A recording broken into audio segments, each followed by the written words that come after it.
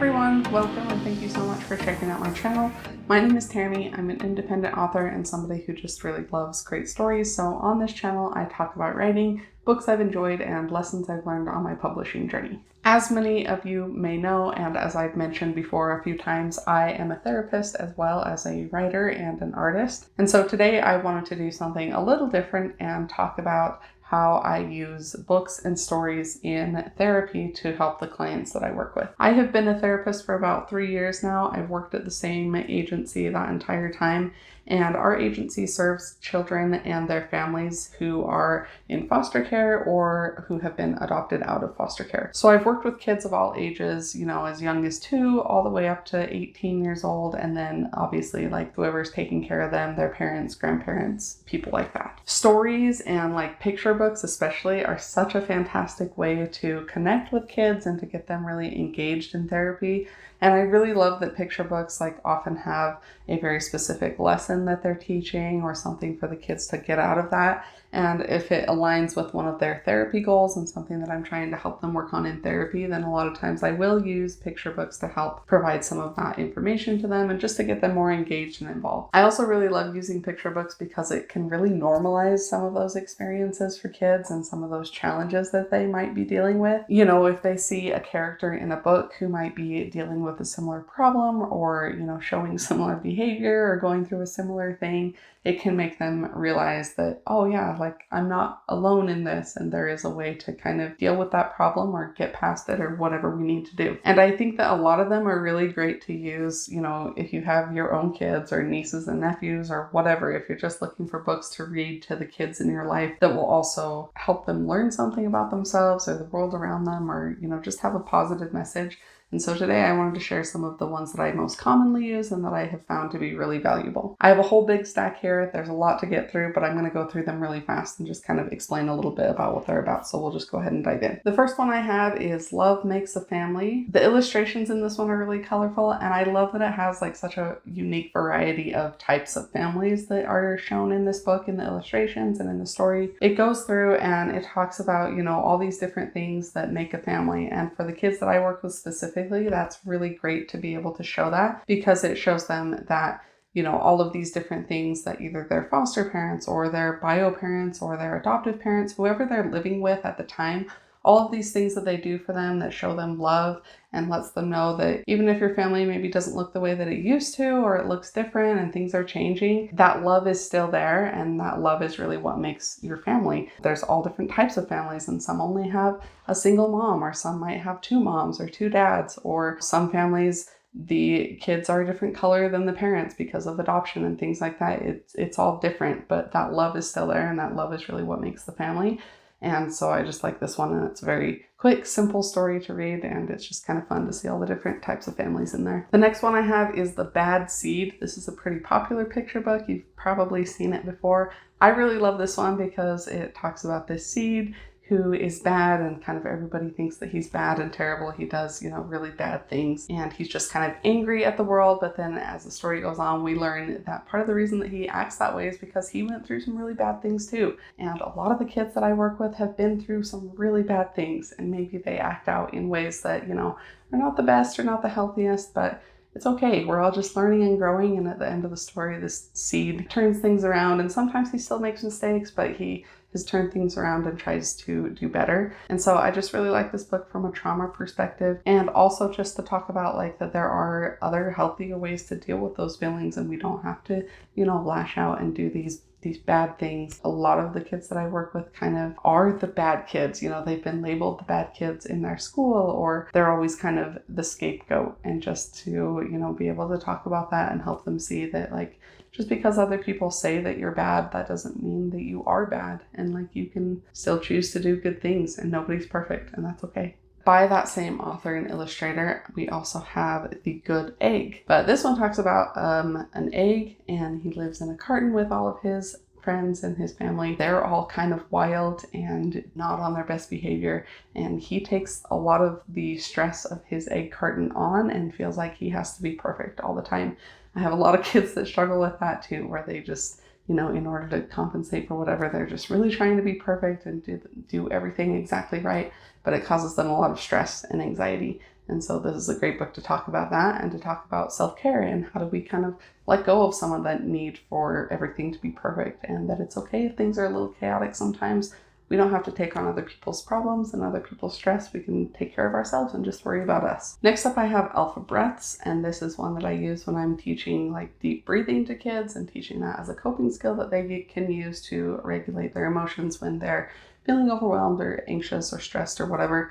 I also use this with parents a lot too, because I want parents to be able to remember some of the different breathing techniques in here so that they can then go through those with their kids and find the ones that work best for their kids. All these different kinds of breaths in here. So like for alligator breath, we'll open our arms really big when we breathe in, and then we'll snap them shut while we breathe out. There's this birthday cake one where we imagine that we are blowing out the candles on a birthday cake. That one's really fun. Ninja one too, because it also helps us practice, just keeping our bodies really still and calm, which is something that a lot of my kiddos struggle with. And so this is good practice for that too. It kind of just makes it fun. So it's not just taking a big deep breath. It makes it into kind of a game. A lot of the times I will do this as like a competition with kids, and we'll try out the different breathing exercises in here, and I'll try to see like who can do it the longest, because a lot of times kids just want to get through it really fast, but that doesn't serve the purpose of taking that really big, deep, slow breath. Deep breathing is a really common therapy coping skill. I think probably if you've ever been to therapy before, you've probably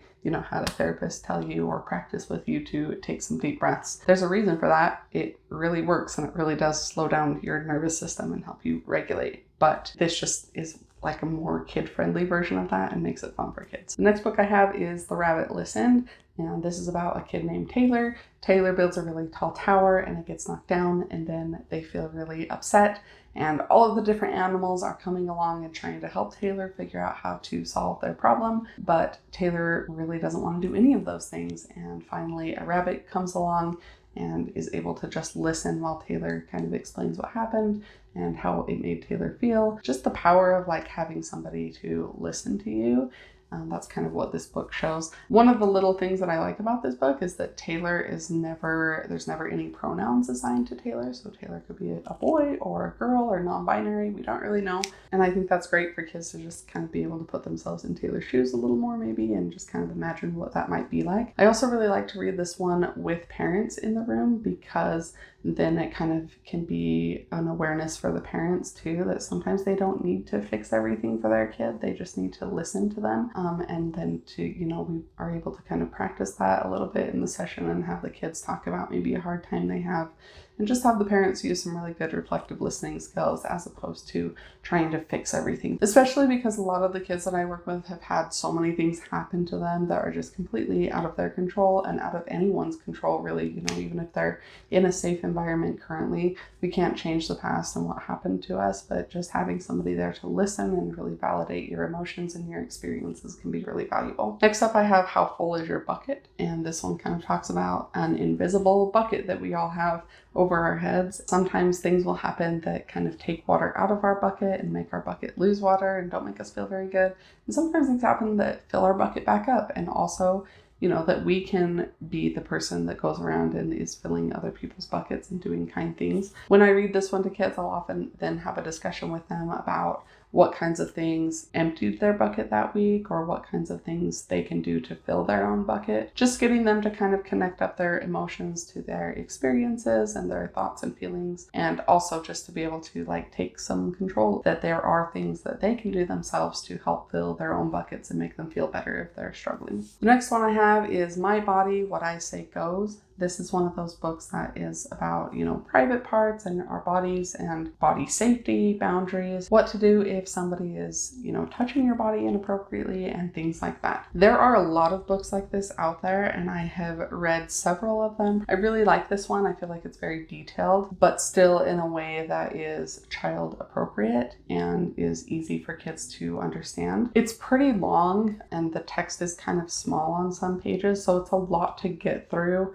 It will usually take me an entire session, if not multiple sessions, to get through this book. But I do like that it's kind of broken down into sections so that if you need to stop and take a break, you can. And I really do highly encourage, anybody who's reading this book to stop and take a break every, page or two and discuss what's going on with the child just to make sure that they understand everything. It talks about, anatomically correct names for different body parts and touching and what's safe and what's not, what's appropriate and what's not. It also talks about the difference between secrets and surprises, which I think is a really, really important part of the conversation around, body safety when you're talking with kids about this subject. And it's something that I think gets overlooked sometimes, but it's really important that kids know the difference between, a secret and a surprise, because secrets are often used to keep kids from disclosing any sexual abuse that might be happening. It also has some really good detailed information about what kids should do if they're ever in a situation that does make them feel unsafe or uncomfortable,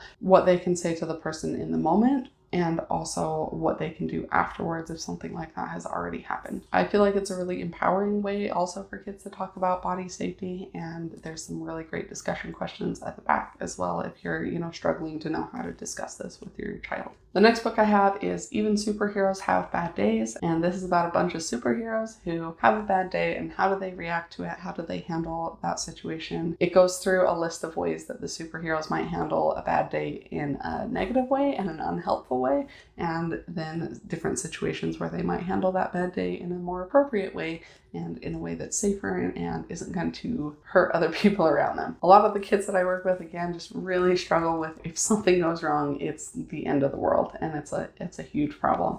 And so just, being able to see the way that superheroes might react to that, and seeing that, yeah, even even grown-ups, even superheroes, like everybody has bad days sometimes, and that's okay. It's just, what do we do at that point? There's another book in this series too that I have. I think it's at my office. I don't have it here, but it's called Even Superheroes Make Mistakes. And I really like that one too, because it just shows how the superheroes might choose to handle their mistakes in an unhelpful way, but then it turns things around and shows how they can change that and handle those mistakes in a better way. And again, just that we all make mistakes, and that's fine. It's just, what do we do with it afterwards? The next one I have is The Not So Friendly Friend. This one is about boundaries in friendships for kids and how kids can set healthy boundaries in their friendships. I've had a few kids that have really, really struggled with this. A lot of the times, kids just really want to be liked by people around them and really are trying to make friends and trying to be friends with everybody, but to the detriment of themselves. Sometimes they end up with friends who are not kind and not respectful and make them feel bad. And so this is a book about how to handle situations like that and how kids can make sure that the friends that they are choosing to play with are going to be kind to them. It also talks about what they can say to friends who are not being kind, not in a mean or aggressive way, but in a really assertive way, and just making sure that they're sticking up for themselves, but not in a way that's going to get them into trouble. It is one of those rhyming picture books where the rhymes don't always line up exactly and they're kind of off and feel kind of awkward sometimes, but I still think it's a really good book to have a discussion about. The kids don't seem to notice or care about that as much as I do, so that's just my own personal pet peeve. This one is one of my absolute favorites, and it has a dragon in it, so obviously we love it for that. But this is called There's No Such Thing as a Dragon. And this is the story about a boy who wakes up one morning and he finds a dragon in his bed. The dragon is really small. It's only the size of a kitten at first. But then when he goes down to breakfast, he tells his mom about the dragon. She gets upset and she says, there's no such thing as a dragon. The dragon gets bigger. And throughout the day, the dragon just causes more problems. But they're all still just kind of refusing to acknowledge the dragon. There's no such thing as a dragon. And they keep saying that over and over. And the dragon gets bigger and bigger and bigger until it fills the whole house. At the very end of the book, they're able to finally acknowledge the dragon. And, yes, there is a dragon and it's really big. And we have to deal with this dragon. So on the surface, it's not like a super therapy book, I don't feel like. And when my coworker read it in a session when I very first started working at that agency, I was kind of confused about what the purpose of what we were doing reading that book. But she ended up turning it around at the end and using it as a way to talk to the child about their emotions and some of the difficult emotions that they were experiencing. A lot of the kids that I work with, because it has not been safe for them to show emotions to people in the past because they were abused or neglected or whatever, it is very uncomfortable and very difficult for them to share emotions with anybody, even when they do get to be in a safe environment with, foster parents or adoptive parents or back with their bio parents who are doing better and people who really love and care about them. It's still really hard for them to talk about feelings. And so I'll use this book as a way to, talk about what happens sometimes when we don't let our feelings out or don't talk about our feelings, that it does make our problems get a little bigger sometimes. It does make those feelings get bigger and stronger, and pretty soon they're out of control. And even though sometimes talking about that doesn't fix everything and it doesn't make the feeling go away, it doesn't, change it, but it does at least make it a little easier to control. And we are able to, kind of just regulate ourselves a little better. And it's not spilling out of our bodies in a way that is harmful or damaging or really uncomfortable. I also use this book sometimes when I'm doing like trauma work with kids. A lot of the times if they don't want to talk about some of the trauma they experience, this can be a way to kind of explain why it is important to talk about that stuff sometimes. And it's hard to talk about, but if we don't talk about it, then it kind of just gets bigger and, gets out of control again. So it is important to talk about it and to acknowledge it.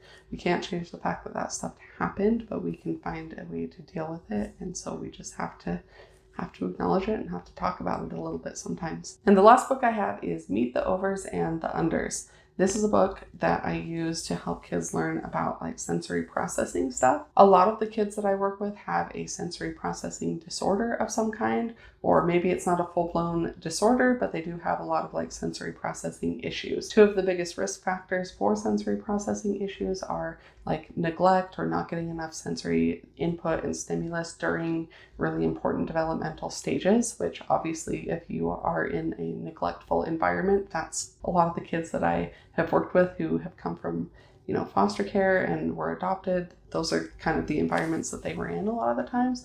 Another big risk factor is prenatal exposure. And because of the population that I work with, I just have a lot of kids who were prenatally exposed to drugs or alcohol. And so they do have a lot of sensory processing issues. So this book goes through and it talks about the overs, and those are the blue guys. They are over responsive to sensory input. And then on the other side, we have the unders who are under responsive to sensory input.